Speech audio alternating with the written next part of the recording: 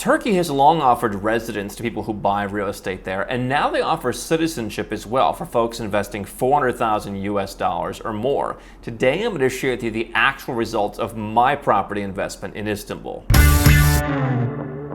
And I think it's important to know the actual numbers that you can be looking at, because one of the misconceptions about investing in Turkey is that inflation is so high and so there's no way to make any money. The currency has gotten beaten up so badly against the US dollar, which these days isn't exactly anything so unique.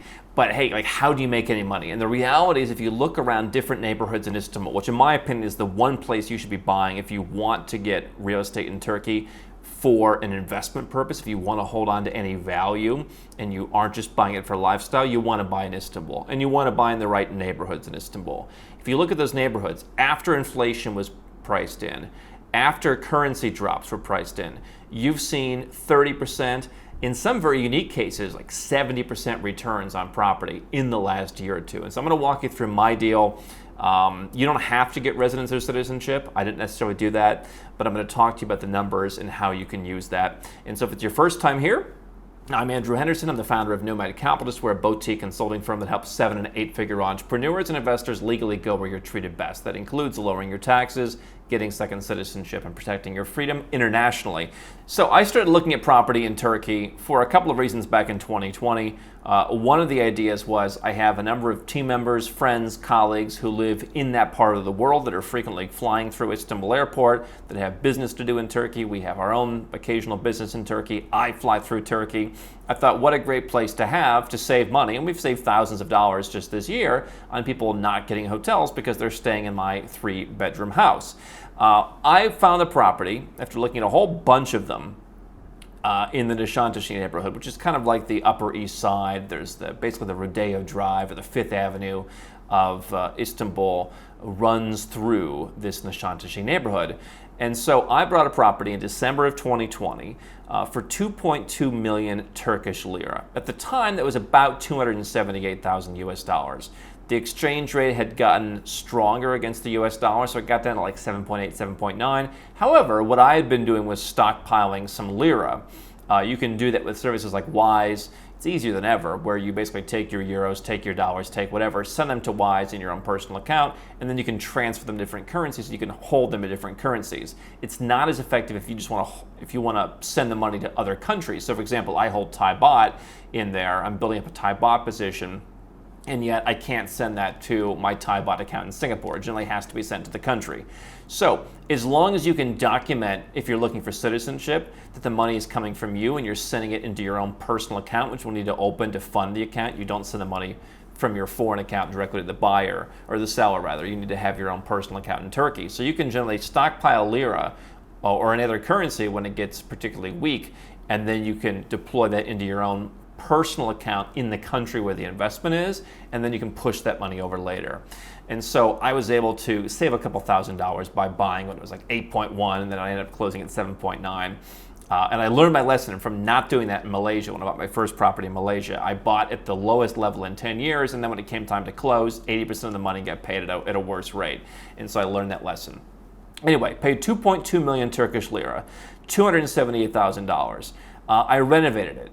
I am not a purveyor of bargains. I believe in paying to do a good job, and so there's just certain touches that I want. There's certain things for safety that I want. I don't want to screw around.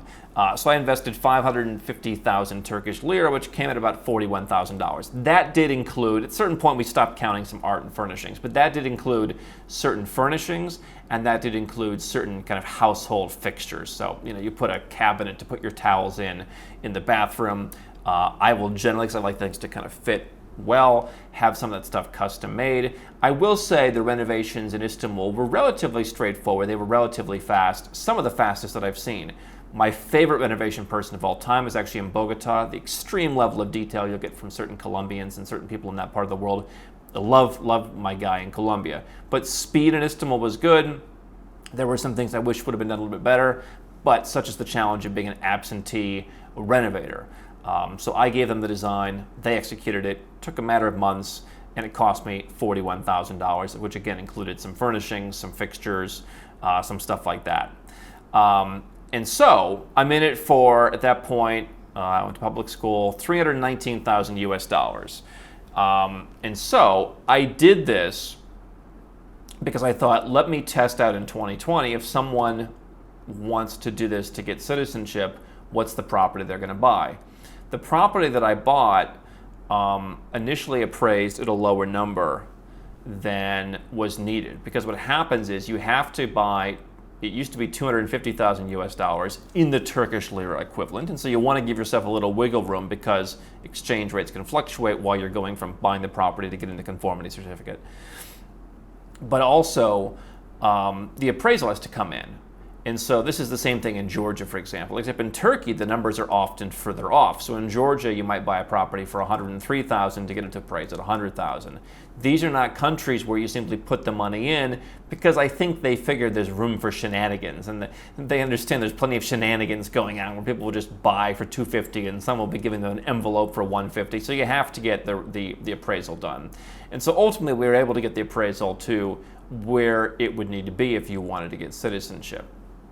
Now the number is 400,000 US dollars, and the same basic rules apply. You have to buy the property in Turkish Lira, and then they convert it at the time that you did the deal, and it has to appraise. And so you want to make sure before you're buying a property that you're clear on that. This is a process that we handle for folks that we're helping get Turkish citizenship, because we've been through the process and we've seen the slings and arrows that many people want to pretend don't exist. So anyway, I'm in it for $319,000, and hey, that would be a great property. I'm getting a relatively low cap rate using it myself this year, but it's been added on my portfolio of homes. It's a home that I open up to lots of other people, again, who are going to get visas at the consulates in Istanbul, who are, they've got a 24-hour layover on Turkish Airlines going somewhere. It's been incredibly helpful. When I was flying from Bogota to Kuala Lumpur, I stopped over for 2 days, got some shopping done, went to my favorite Nişantaşı Başköşe restaurant, never missed it once in a decade. And so $319,000, it's a nice little place to have in one of the world's great hubs if you travel around the world as I do, and Istanbul is kind of my hub. However, people would say, how did you not lose money? Well, here's the deal. We got an appraisal, and there's different kinds of appraisals. This was a softer appraisal, so it could be a little bit off. But the soft appraisal came in at 7.5 million Turkish lira, because what's happened since December of 2020 in the 22 months thereafter is the lira went from about 8 to the dollar to about 18 to the dollar. It got beaten up. Again, you've seen the British pound and the euro, and to a lesser extent the Swiss franc and the Thai baht and the Malaysian ringgit, the Colombian peso. Those have all gotten beaten up. And so if you're looking for a place to get good deals, these are places to get good deals. The currencies are low. But people have this idea that, with inflation you're not making any money. So I went from 2.2 plus 550, if we're putting this in lira terms, 2.75. We figured on the renovation, some of the stuff I was doing at this price point, people wouldn't appreciate. I knew I was blowing some money on just stuff little touches that I personally appreciate. I'm a little bit particular about things. And so I figured, hey, all right, if I can sell it for 2.6 or whatever, that'd be a good deal. Now, if you want citizenship, you're holding the property for 3 years. This is not a fix and flip. But I looked at it as, can I just maintain my value in dollars, and I'll just enjoy the property. It's a lifestyle property. What we've seen is, both due to the geopolitical forces, both due to the citizenship program being far and away the most popular citizenship by investment program in the world now. I mean, tens of thousands of people are doing it compared to you might have a few hundred in any given Caribbean island in a year. Prices have gone through the roof.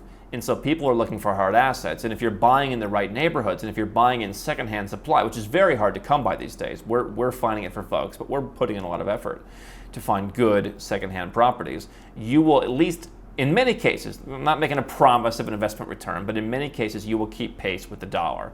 And so in my case, the renovations, again, some of that may have been wiped away, but generally speaking, you can keep pace with the dollar. I outpaced the dollar because at 7.5 million Turkish lira now, that's $403,000. And so 403,000 on 319 invested. I bought in December of 2020. Renovations were started in August of 2021, and we finished paying for them into 2022. So the money wasn't all put up front. But if you just figure as if the money was put up front, we figured out it's about a 14% return.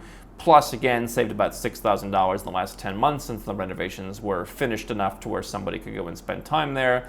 So had Mrs. H and her family there earlier for some stuff they needed, had various people from the team, and I've used it myself. And so I figured the 6,000 based on, if a team member, if a lower level colleague who stayed at the place, they wouldn't be staying at the St. Regis down the street. They wouldn't be staying at the Park Hyatt on the street, whereas I might have. And so I kind of calculated in the different levels. So 14% return a year. If you are ever laying over in Istanbul, or if you ever have any business there, if you ever want to go and do shopping there, it's generally very affordable in terms of places in the world to shop. That was an extra return. And so the bottom line is double-digit annual return. If you want citizenship, you would have gotten it for free. It does start out with residence permit first, and so Turkey has always had residence permits for folks who buy property. So if you just want a residence for some reason, I know folks who just have a residence and they do that. But if you want to go all the way with it, you could have brought this property in 2020 and gotten citizenship, gotten a Turkish passport. Now, you're not going to have visa-free access to Europe, and Turks have been on the record lately saying they feel shut out in that European countries in the Schengen area are making it difficult for them to get visas. That's been a big news story. So you want to have some other residence permit or some other passport that you're going to use to go to Europe if that's important to you. But a Turkish passport is going to give you a lot of visa-free travel. I mean, every single country in South America and Central America and pretty much in the Caribbean and pretty much all of Southeast Asia, countries like Japan. You're getting access to places that most, particularly smaller passports, like a Caribbean passport, won't give you access to. So a Caribbean passport plus a Turkish passport is not a bad way to go necessarily if you just want to knock out your whole second passport strategy at once. But the idea, I wanted to see with my own money what happened if you bought property with the actual return. And I just figured, hey, the lira probably will go down more, and it certainly has. But if I can just keep pace with the dollar, then again, if you got citizenship, you can sell it in 3 years. You can't sell it to another citizenship investor. And by the way, in my case, they were saying, well, hey, if you want to get more money, if you could sell it to a citizenship investor as kind of a turnkey property, you could probably get more. You could probably get something like 415, 420. You get an extra 15, 20 grand. It's an easy deal.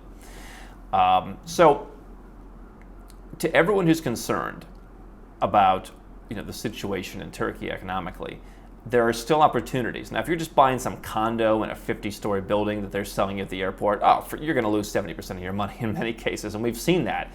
People who are buying stuff in these condos that were 20 minutes outside of anything, city center-ish. Back when the program was $1 million, some of those guys can't sell the stuff for 300 grand.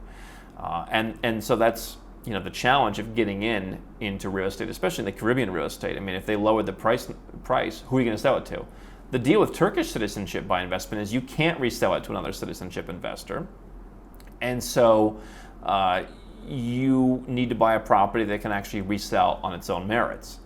And so in this case, I think it's not a terrible deal to have a lifestyle property. Maybe you don't value Istanbul as a hub as much as I do, but if you're getting a free citizenship plus a 14% return, plus your money's diversified in a much different economy than the countries many of you are from, it's definitely something to at least consider. It's something that we walk our clients through, and out of all the different citizenship options that exist, and it's one that's worth considering, knowing the actual numbers, which in this case have not been so bad.